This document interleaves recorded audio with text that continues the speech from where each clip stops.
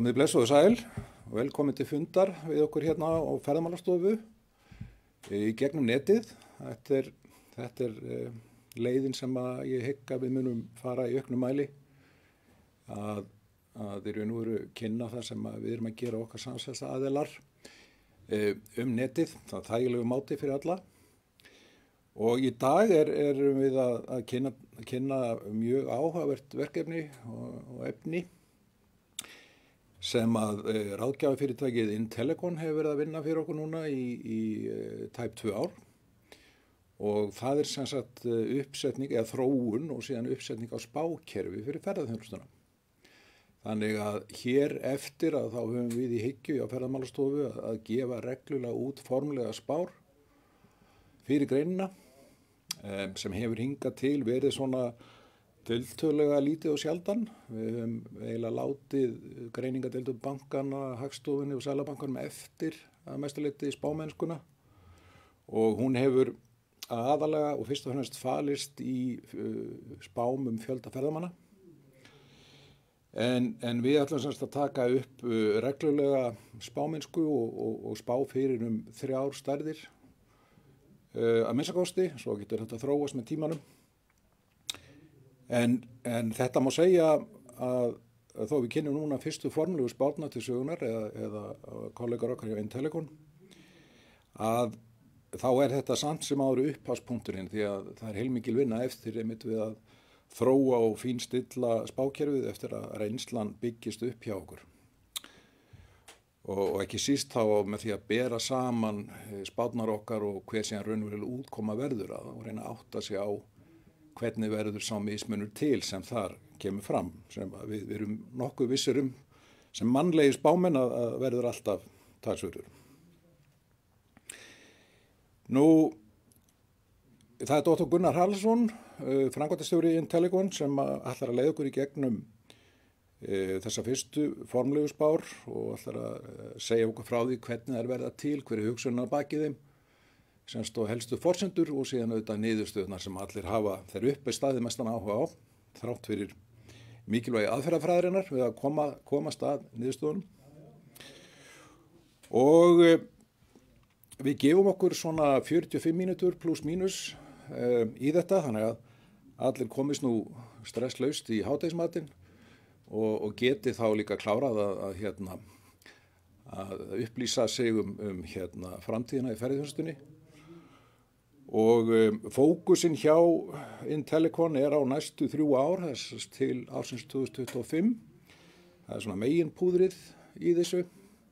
En það líka mjög áhugavert og auðvitað skemmtilegt að þeir sýna okkur líka svona spá í gæsaleppum eða framreikning alveg út áratuginn og að segja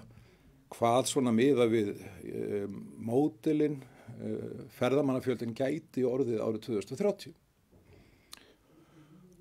Og sérstaklega þegar menn þurfa að huga innviðum uppbyggingu þeirra og svoleiðis þá veitir nú ekkert af tímanu til 2030. Hann ekki, í raun og ekki langt undan. En það Gunnar sem ætlar að eiga sviðið að sjálfsögðu og ég bara gef þér orðið. Vertu velkomin.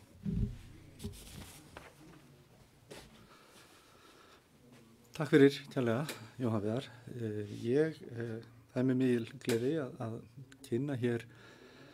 fyrstu formlegu spár okkar meginstærðir í ferðaþjónustu.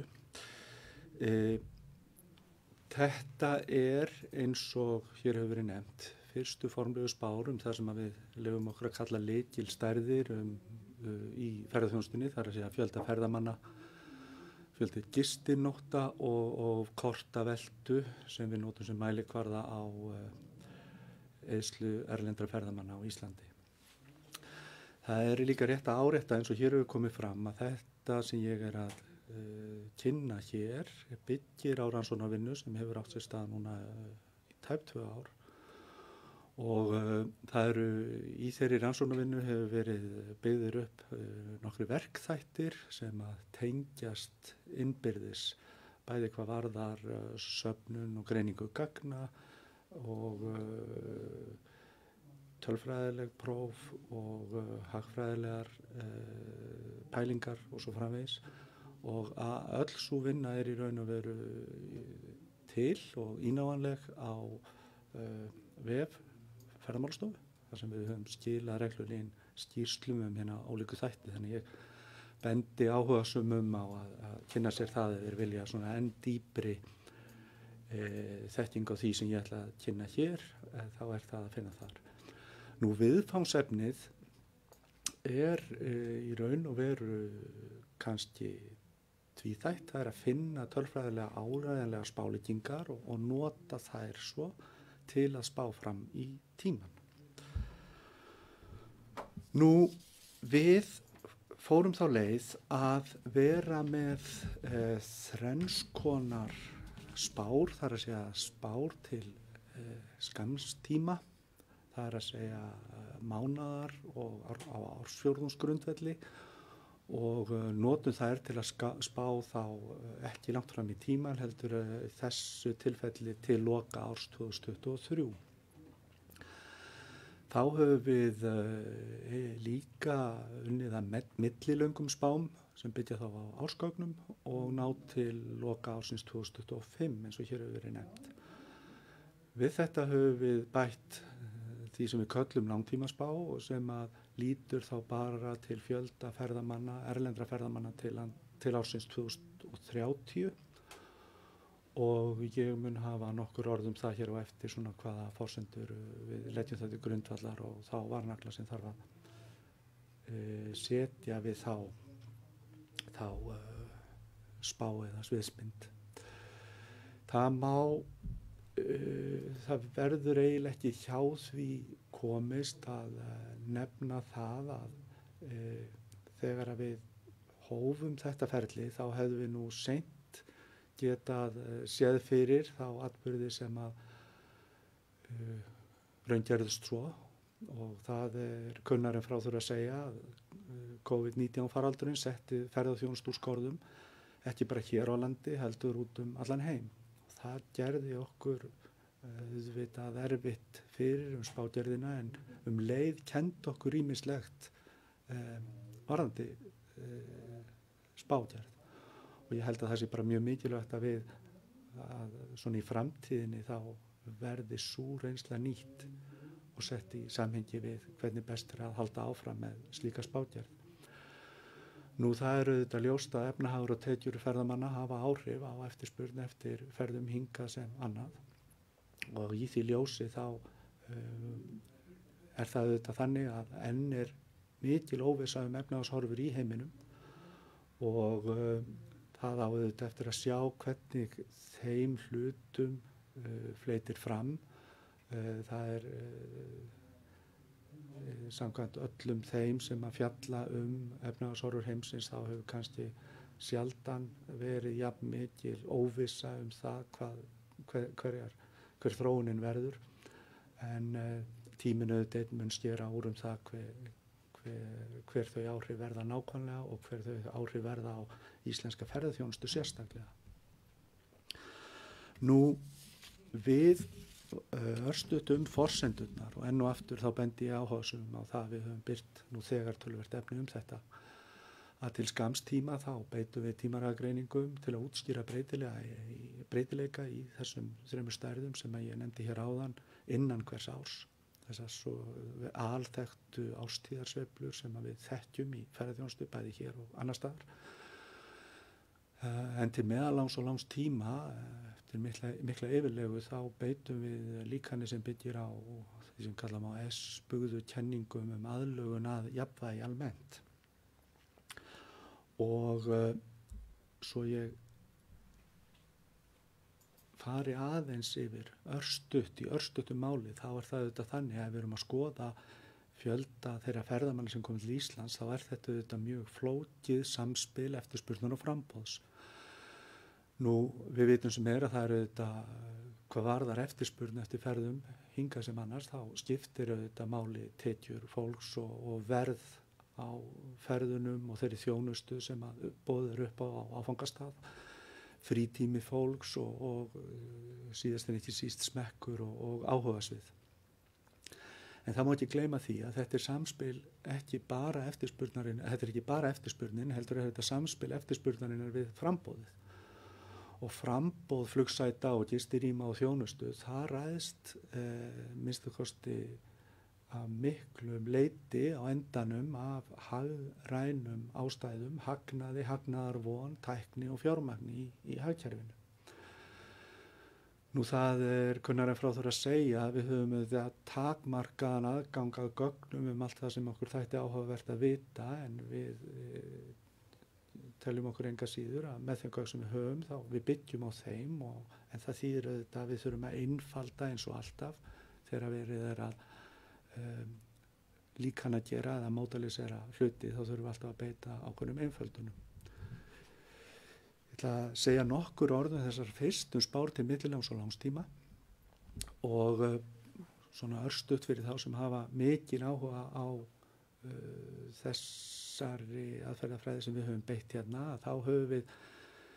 freistast til þess að gera nú ráð fyrir því að það sé einhvers konar aðlögun að jafnvægi til millilangs og langs tíma og byggjum það á svona mjög almennri kenningu þróun fyrir bara að jafnvægi, þar sem að ætla má að eins og þarna sést að breytingar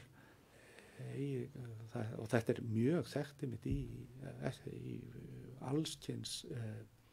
fyrirbærum sem við sjáum bæði í hagkerfinu, í náttúrunni og víðar, að það verður ákveðin aðlögun að jafnvægi og þarna sýnum við að með mjög einfaldri líkingu að þá hægt að leiða út þetta jafnvægisgildi. Nú, ef við setjum þetta svo í hagfræðilegt samhengi þá má líta þannig á að þetta sé svona fall sem lítur svona út og þarna eru þá stuðlarnir við það breytur sem við erum að spá falla hagrænu stærðum, til þess verkri landsframleiðslu og verðlægi og kannski öðrum þáttum sem að tána þannig með verkri landsframleiðslu, verðlag og káir það aðrir þættir. Og það þá svona fræðilega hægt að reikna út þetta jafnvægisgildi og ef að þetta sé sem var þarna á fyrirklærunni 2, þá þetta einfalt hlutfall þessara stærða. Nú, eftir umfangsmiklar tölfræðilegar prófanir þá leiddu við út að þetta væri sæmileg spájafna fyrir fjölda ferðamanna til Íslands, þar að segja að það réðist af verkri landsframleiðslu á hverjum tíma og árun áður og að fjölda ferðamanna áður og þarna hreinlega villuliður. Þannig að þetta hlutfallsleg breyting í fjölda ferðamanna á hverjum tíma. Nú, út frá þessum að þá leiða þessa líkingu og ég ætla bara að nefna það strax að ég veit að þetta eitthvað sem mörgum ofarlega í huga að það áhugavert og eftir ítarlegar prófanir að verðlag eða raungengi virðist ekki bæta mat á spájöfnu svo neinu nemi. Og það getur verið ýmsar ástæður fyrir því og áhugavert að ræða akkur þetta svo en ég bara vek á athygli allra á þessu, en þetta raunverulega eitthvað sem að gæti komið mörgum ávart en það eru líka ákveðna ástæður sem geta verið fyrir því að það skipta ekki öllu máli. Nú svona aðeins til að fyrir þá sem eru mjög tölfræðilega sinnaðir að þá sjáum við þarna matsniðurstöður, hvernig svona jafna kemur út og við sjáum það að samkvæmt þessu að þá svona tölfræðileg sjúkdómsgreining ef þannig má orðið komast í lagi. Það hafnað tenningum misdreifni og það lítur út fyrir þetta sem normaldreiðir afgangsliðir og svo framvegis og þannig sjáum við stuðlana, hina metnu stuðla og T-gildi undir, þannig að þetta eru tölfræðilega marktækir stuðlar að gefnum þessum forsendum. Nú ef við svo notum þessa jöfnu sem við metum og berum saman við fjöldan, þá kemur þetta mjög vel út að þetta fylgir mjög vel hinum raunverulegu tölum. Nú, þetta var svona hvernig líkanið þá stemmir við gögnin en hvort að hvernig svo gengur að spá, þá þarf við að gefa sér ákveðnar forsendur og við höfum gefið okkur þarna forsendur eins og það má sjá að það þá verg landsframleiðsla í þessum helstu löndum sem að ferðamenn að koma frá sem skiptir einhverju máli og þá þurfum við að sjálfsögðu að gefa okkur forsendur hver verður hagvöxtur við tökum þá OECD-löndin sem eru eiginlega samansafna allar hér landa þar sem að langflestir ferðamenn frá Íslandi koma og þarna höfum við sett upp í töflu þá forsendur sem við gefum okkur vöxt í verðsli landsframleiðslu. Eins og ég sagði hér í inngangsorðunum þá hefur kannski óvissan þetta sjaldan verið meiri og það má auðvitað ætla og segja sér sjálft að leið og þessar forsendur batna eða versna eða breytast verulega þá hefur það í raun og veru áhrif á niðurstöður spánna. Það má líka bara segja að það beint út að það eru fáir sem treysta sér til að spá miklu fyrir þetta en þetta svona það forsendur sem við höfum ákveðið að gefa okkur byggt á því sem að bæði OECD og aðrir aðilar hafa verið að gefa út. Nú svo maður rennir sér nú kannski bara beint í það sem ég held að kannski flestir hafi áhuga á frekar en einhverju tali hérna tölfræðilega forsendur og svo framvegis heldur sjálfa spána þá höfum við sett þarna fram í töflu spá fyrir árin 2022 til 2025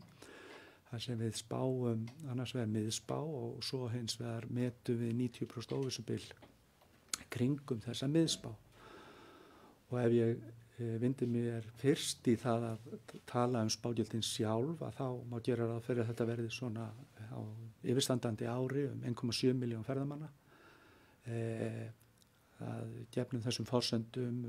2,3 milljónir á því næsta hækki svo upp í 2,7 og alveg upp í tæplega 3 árið 2025 en eins og þið sjáið að með því að skoða þessa töflu þá þetta töluverð óvissa í þessari spá og við höfum reiknað út og það ekki alveg einfalt en að reikna út óvissubil, efri mörk og neðri mörk og þá sjáum við að þetta töluverð óvissa hvar þetta muni lenda en það má líka sýna þetta svona með myndrænum hætti. Þarna sjáum við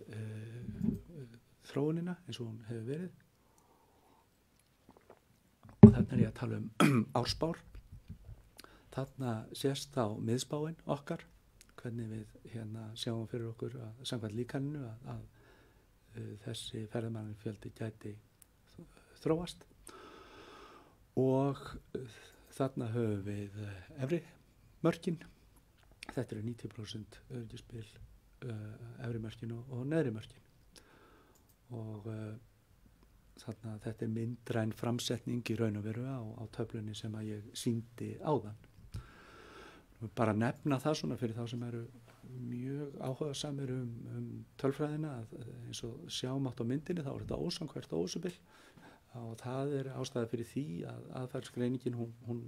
byggir á hlutfallslegum breytingum í fjölda ferðamanna og leyfaliðurinn normaldreiður þannig að þegar að fjöldi ferðamanna breytist þá breytir það dreifingu slembi liðarins og gerir þessi óvissubil ósamkvært og við það bætist að það þrengist þegar hlutfallslega breytingar eru nær meðaltalinu og öfugt. Þetta eru þekkt áhrif. Þetta var nú bara svona útskýring á þess að við erum með ósamkvært óvissubil. Ef við notum sömu samskonar aðferðafræði á fjöldi gistanótta þá fáum við eins og þarna sést við skulum horfa fyrst í sjá að óvissan í þessari spá mikil en við fáum það að það verði 4,5 milljón gistinótta á yfirstandandi ári hækki svo upp í tæplega 5,4 milljónir 2023, 6,3 2024 og 6,7 2025. Ég get líka sýnt þetta með myndrænum hætti alveg svo áðan og við sjáum sjáum þarna myndræna framsetningu á þessum óvissubilum og að sömu ástæðu áður þá þetta ósamkvært. Nú, þá kemur að því sem að Jóhann Viðar nefndi hérna áðan að við leifum okkur þann munað að framreikna til töluvert lengri tíma og þarna þarf auðvitað að gefa sér mjög veigamiklar forsendur í þeirri vegferð. Nú það þarf auðvitað að gefa sér einhverjar forsendur þróun vergrar landsframleiðslu í OECD-löndunum til 2030 og eins og ég búin að nefna núna nokkrum sinnum þá mikil óviss það og svo auðvitað gerum við þá auðvitað ráð fyrir því að það verði sömu ferli og réðu áður sem að munu virka eins inn í framtíðina og það verður mjög gaman að svona þegar tími gefst til að hvort það verður hér eða ekki að ræða aðeins þann þátt. Nú þessi framreikningur eins og við viljum kalla það, hann byggist á spáðum ferðamannafjölda árið áður og það er spáð með skekkju og þess vegna er óvissan í þessu auðvitað mjög mikil og við bara leggjum áherslu á það að framreikningur lengur fram í tíman en 3 ár er óáreiðanlegur og þetta er því meira sem við viljum setja þetta fram sem einhvers konar sviðsmynd og ég held reyndar persónulega að það sé ekki til einskis að gera það því ég held að það sé mikilvægt að við veltum dálítið fyrir okkur hvað getur gert það að verkum að svona sviðsmynd gangi eftir og hvað getur gert það að verkum að svona sviðsmynd gangi ekki eftir og við ættum kannski að vera að horfa svona langt fram í tíman í þeirri áætlana gerð sem að bæði stjórnvöld og greinin ætti að vera að framkvæma núna. Þannig að svona þetta í því ljósi þá held ég að það geti verið áhugavert að gera þetta. Þarna sjáum við aftur bara þær forsendur sem við gefum okkur í þessum framreikningi og svona lítur þetta þá út, svona kemur þetta af kúnni þannig má orðið komast. Eins og sjáum á þá mætti þá ætla að samkvæmt þessu allar forsendur ganga eftir og allt þetta sem ég hef nefnt þá samkvæmt þessari sviðsmynd þá gætum við gert ráð fyrir að heildarfjöldi erlendra ferðamanna 2030 verði 3,5 milljón. Ég held að það sé ágætt að líta ekki þannig á að þetta sé svo endilega einhver spá sem að sé alveg hægt að hengja sig upp á. Miklu frekar hugsað sem sviðsmynd og til þess að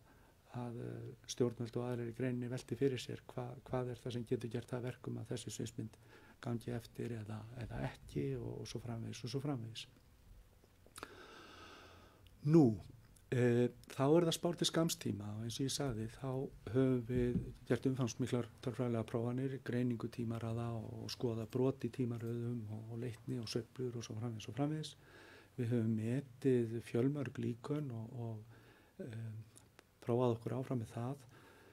tímaraða líkön og tauganet og annað og ég bendi áhugasömum að skoða þá vinnupapíra sem við höfum nú þegar birt þessar rannsóknir okkar. Það sem við kynnum hér og við töldum að væri þá ráðlegt er að vera með ARIMA-líkan, sem sagt Autoregressive Integrated Moving Average eins og það heitir á ensku, þar sem að tekið til einkenna í tímaröðinni og það sem við svo gerum í raun og veru það þurfti nú ekki mikið þetta var ekki mikil frávik frá langtímaspánum en við svona bara til að hafa þá eina spástærð þá skölum við aðeins skammtímaspárnar til að tengja þeirra millilöngu spánum og þessar spár eru aðalega hugsaðar til að spá þá fyrir breytingum innan hvers árs og við spáum fjölda ferðamanna, fjölda gistinátta og kortaveltu. Þannig að hér má sjá hreinlega niðurstöður okkar það hvernig ætla má að á því sem eftir lifir þessa árs og því næsta hver verði fjöldi erlendra ferðamanna eftir mánuðum og það má glöggt sjá þessa frægu árstíðasveiflu þó það sé nú kannski ýmislegt sem bendir til þess að hún fari nú aðeins minnkandi við séum að jafna betur en áður út árstíðasveiflunar sem ég held að sé mjög jákvætt en það er auðvitað óvissa í þessum spám eins og öðrum. Samkvæmt þessu, ég ætla nú ekki að fara að lesa upp allar tölunar sem þannig eru, en samkvæmt þessu þá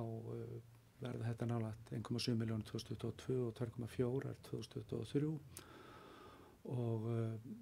tölunar eins og þarna standa. En auðvitað er þetta þannig að það er miklu, það má líka setja þetta bara saman niður á ársfjórðunga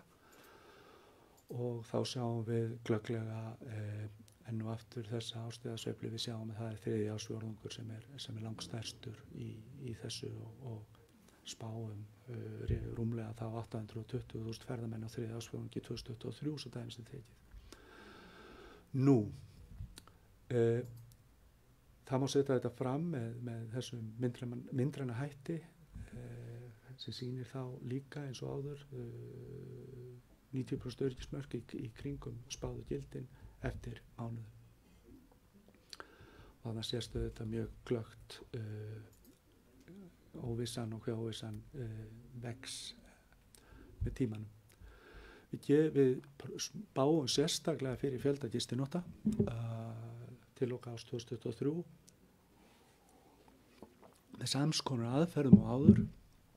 og samkvæmt því þá er á sama hátt og áður, þá sjáum við að þetta er júlí og ágúst sem eru mestu flestir gista á Íslandi og þetta er eins og tekið saman þá eru þetta tæplega 4,5 milljónir gistinótta 2022 og tæplega 5,5 árið 2023. Nú, við getum líka gert þetta eins og áður, sett þetta upp í samkvæmt ársfjórðungum, summerið upp eftir ársfjórðungum og við sjáum enn og aftur hvernig þetta lítur út að þetta verði þá tæplega 2 milljónir gistinótta á þriðja ársfjórðungi 2023. Með myndrænum hætti lítur þetta svona út, óvissan ekst eftir því sem lengra er hort fram í tíman en þetta mynstur sem verið hefur heldur sér. Nú að síðustu þá ætla ég að tala eins hlut sem auðvitað margir hafa áhuga á sem er þá og þjóðhagslega mikilvægt sem er þá hve miklu eru erlendi ferðamenn að verja peningum í íslensku hagkerfi og þarna erum við daldið í vanda vegna gagna skorts á áreiðanlegur upplýsingum þennan mikilvæga þátt og það er kannski eitthvað sem við ættum að hugsa til framtíðar en við höfum farið þá leið að nota tölur kortaveltu erlendra ferðamanna. Þetta er ákveðin mælikvarði á eyðsluna. Hún byggir á tölum frá innlendum færsluhirðum. Nú eru ýmislegt að huga að í þessu samhengi. Það er það að það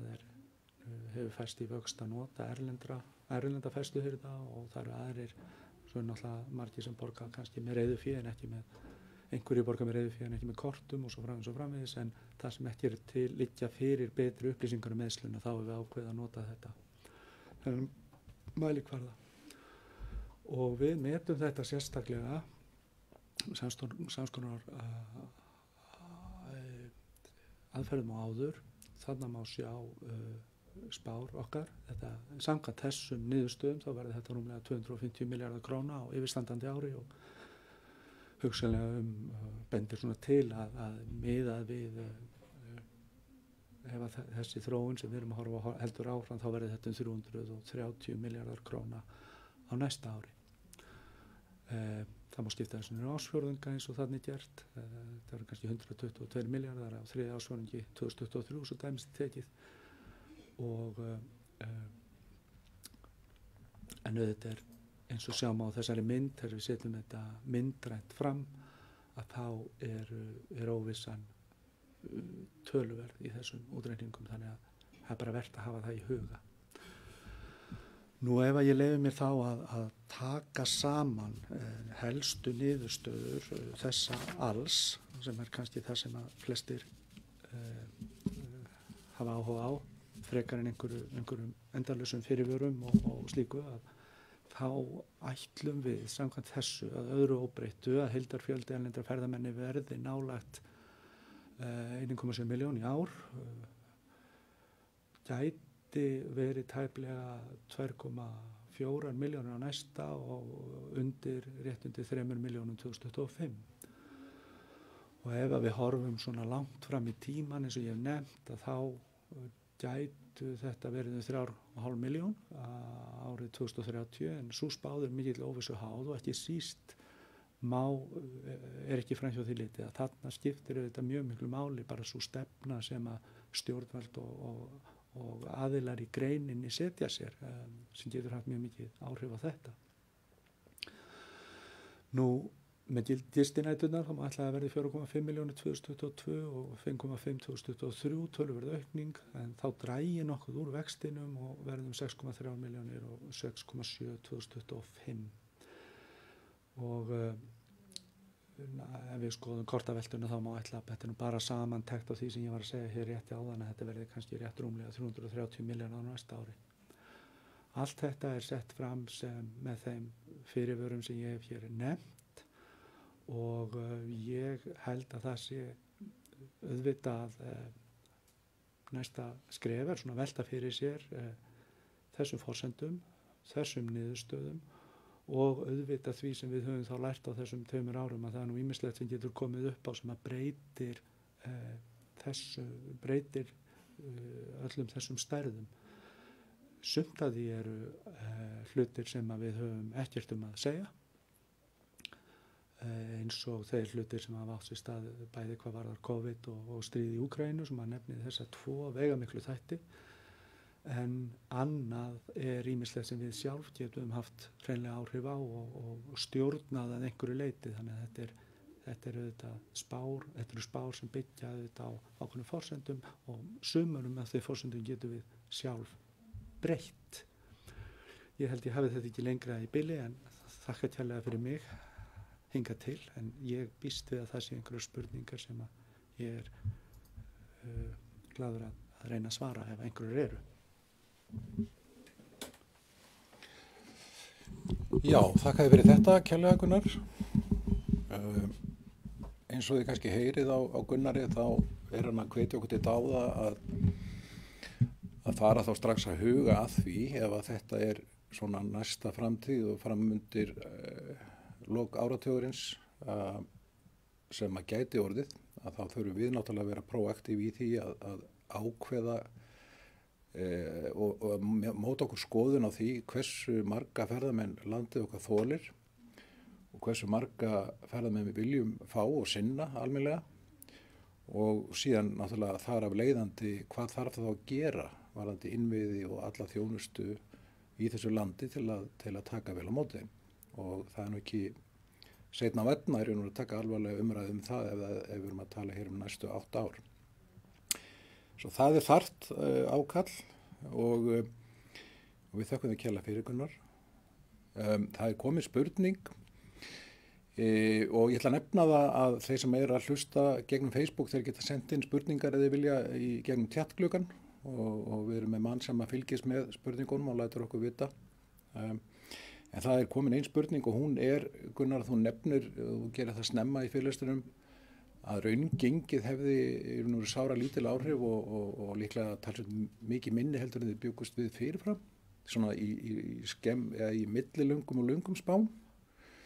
Nú það mikið umræðinu í okkar kreðsum hér á Ferðamálastofu að þá nú að horfa kannski svona skemmra fram á vegi næstu mánuði og misseri að dollarinn sé rosalega sterkur og þá erum við að velta fyrir okkur mun það leiða til eða líklega til mikillar aukningar eða fjölgunar á bandarískum ferðamönnum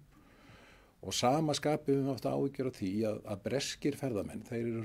hafa verið svolítið sérstakir og þeir hafa myndað uppi stöðuna í vetratúrismannum og verið svona góði túristar í þeim skilningi þeir hafa komið þegar að lág öðru leyti að pundið við fallið mjög mikið og mikil óáran í Bretlandi. Nú kannski stór spurt en heldurðu að svona skammtíma sveiflurnar hafi meiri áhrif heldur en til lengri tíma eða hvernig heldur það kom út? Já, þetta áhugaverð spurning og eitthvað sem við höfum mjög mikið velt fyrir okkur og skoðað og ég ætla ekki að standa hér og þykjast hafa alveg svörin algjörlega á reiðum höndum, en ég held að það verða hugað ýmsu í þessu samhengi. Eitt það að það eru þetta ljóst að til lengri tíma þá þetta skiptir auðvitað máli, þetta skammtímasveiflur eða þetta langtímasveiflur, og það skiptir líka máli þá á ég við er gengi gjaldmiðlanna að breytast til langstíma eða þetta bara að breytast til skammstíma. Ég held að ein af ástæðunum fyrir því að við sjáum ekki miklar breytingar af skammtímasveiflum í gengi svo að ákvörðun ferðalag eins og fjárfesting þar sem ákvörðun tekin fram í tíman, og það eru þetta margir bara búin að ákveða að fara í ferð til Íslands eða hvert annað sem og það svona þó að það verði þá einhverjar breytingar til skamstíma, þá hefur það ekki ákvörðun, þá hefur þær breytingar ekki áhrif á þá ákvörðun ferðamannana af því þeir eru í raun og veru búnir að kaupa viðkomandi ferð. Gæti komið fram og það verður áhugavert að fylgjast með því hvort það kemur fram þá í greiðsluveltunni hér eða eyðslu þeirra hér innanlands. Ég er svona ákveðin merkjum það að ferðamenn almennt gefi sér ákveðina svona upphæð sem þeir ætla að eyða í ferðinni og standi við það. Nú, það má heldur ekki gleymast í þessu samhengi að sem sagt ég er búin að margnefna það, þetta er þetta allt óvissu háð, í spurningunum var sérstaklega talað Bretland. Það getur verið að þetta muni hafa áhrif, en ég held að þarna held ég að stóra málið sé framboðið sem að boðið upp á og auðvitað það verð sem að boðið upp á sjálfsögðu. En ég er kannski meiri áhyggjur af því og það er erfitt að spá fyrir það. Ég er meiri áhyggjur af því að einhverjir aðilar sem að bjóða upp á ferð til Íslands ákveði þá í sökum dýrtíðar að beina þá eftirspurnin annað þannig að orðið komast. Við megum heldur ekki gleyma því þessu samhengi að þó að okkur finnist oft Ísland vera stærsta land í heimi, að þá eru þetta þessi markaður gríðarlega stór og það er mjög stór hópur fólk sem að ferðast, þannig að ég held að mjög margir þeim ferðamenn sem hingað að koma eru ágætlega efnumbúnir og eru jafnvel fólk sem hefur ekki hefur það rúm fjárráð að einhverjar prósentubreytingar í gengi gjaldmiðlana skiptir kannski ekki öllu máli svona til skemmri tíma liti. Ég er meiri áhyggjur af því að ef þetta eru langtímabreytingar þá muni aðilar sjá sér hafið því að beina ferðamönnum annað en hingað svona til lengri tíma, ekki að ég sé að spá því, en þetta eru svona pælingarnar. Ég veit ekki hvort þetta hefur verið nægilega flókið og óskilinlegt svar, en þetta er svona það sem ég er að hugsa. Það er spurningar hérna á netinu, hvort við tökum það. Sigurður Ólafsson spyr hérna þakka fyrir góða viðtöl og spyr hvort það hefur verið gerð nákvæmni greining á módelinu. Það til dæmis að verka landframleiðsla í OECD verður prósentustig lægri eða hærri. Já, það var gert. Ég get ekki alveg, það var gert en þetta skiptir máli. Ég bara man ekki nákvæmlega hvað prósentustigið, hvað teknistuðlinn varðandi þetta, en við gerðum þessar nákvæmlega mælingar. Og við sjáum það sérstaklega þegar horfum lengra í tíman að þá getur þetta skipt töluverðu máli fjöldan samkvæmt líkaninu fjöldan sem hingað kemur, en þetta er ekki spurning eitthvað hrun, heldur þetta meira spurning að við færumst aðeins upp og niður. Það nikar þessu aðeins til að sjálfsögðu, en þetta skiljanleg spurning af því leiti að maður auðvitað velti fyrir sér hvað þessi spá hagvöxt í OECD-löndunum verður bara allt önnur en við erum að gera ráð fyrir. Þá auðvitað skiptir máli hver langt frá þessum forsendum gengið og svo framvegis. Ég myndi halda að þá skiptir þetta aðalega máli. Björnsdóttir spyr hvort hafi Kínverjar ekki verið á ferðinni þetta árið, hvort að þessu inn í tjóðunum? Nei, Kínverjar hafi ekki verið hérna. Við erum sem með fjölda allra ferðamenn og við gerum bara ráð fyrir því að sem sagt þegar lengra líður fram að þá verði bara sami, við gerum alveg ráð fyrir því að þeir muni þá koma aftur eða aðrir í þeirra stað, þannig að orðið komast.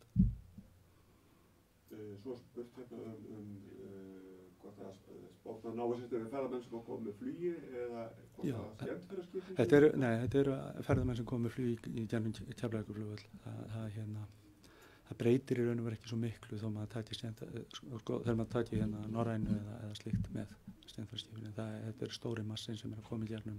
erlendi farþegar í gegnum Keflavíkurflugvöll. En það má alveg skoða það sérstaklega að taka hina með en það er bara alltaf erfitt með til dæmis eins og skemmtiferðarskipin, þetta er fólk sem kemur bara rétt svo í land og fer svo aftur út í skipin og burtu. Er kannski bara einn dag, gistir ekki og svo framvegis. Sólveig Huld spyr hvort það séu spár gistinætur séu á landsvísu eða hvort það séu til spár fyrir landshluta? Við erum með þetta á landsvísu, þetta er mjög góð spurningar. Við erum með þetta bara á landsvísu. Það er svo skemmtilegt að það er haldið utan með þessi gögn eftir landslutum. Þetta eru einhverju ítarlegustu gögnin sem við höfum og það væri alveg hægt að skoða þetta eftir landslutum sem gætu þetta verið svona í framhaldinu eitthvað sem að menn vildu skoða. Það væri að skoða fjölda gistinótta eftir landslutum og sjá þá spá kannski fyrir ef menn sjá einhvers konar breytingar í því mynstri. Það væri mjög áhugavert og ég held svona út frá hagsmunum ýmissa í ferðaþjónustu, þá væri það mjög áhugavert rannsóknarefni.